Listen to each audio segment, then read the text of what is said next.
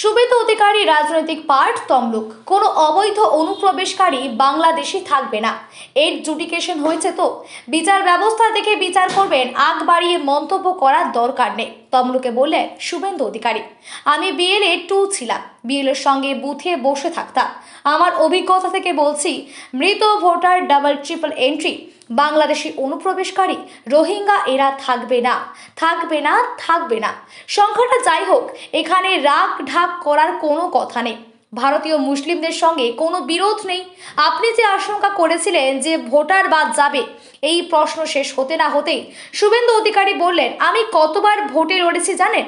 সেই পরিসংখ্যান তুলে ধরে অভিজ্ঞতা থেকে যত ভোটার বাদ দেওয়ার কথা বলেছেন তিনি, এখনও সেই 1 কোটি ভোটার বাদ হওয়ার কথা থেকে অনড় শুভেন্দু অধিকারী। পঞ্চায়েতের প্রধান বাংলাদেশি এমন একটা সন্দেহ ছিল, আর নির্বাচন কমিশনের তালিকা প্রকাশ হতেই দেখা গেল যে তার উপরে চর্যক যে ডিলিটেড, তাতেই আরো সন্দেহটা বাড়ছে।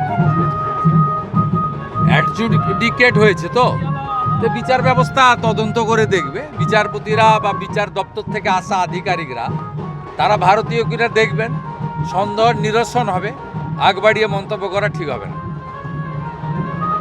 কোনো অবৈধ অনুপ্রবেশকারী বাংলাদেশি মুসলিম পশ্চিমবঙ্গে ভারতে থাকবে না। হিন্দুরা থাকবে, তারা শরণার্থী, তারা ধর্ম বাঁচানোর জন্য এসেছে। এখানে কোনো রাগ ঢাক করা কথাবার্তা নেই। ভারতীয় মুসলমানের সঙ্গে কোনো বিরোধ নেই, কিন্তু বাংলাদেশের মুসলমান এবং রোহিঙ্গা থাকবে না, থাকবে না, থাকবে না।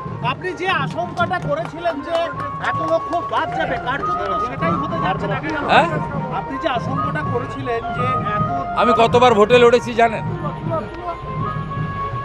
কলেজে 5 বার, পৌরসভায় 3 বার, বিধানসভায় 4 বার, লোকসভায় 3 বার।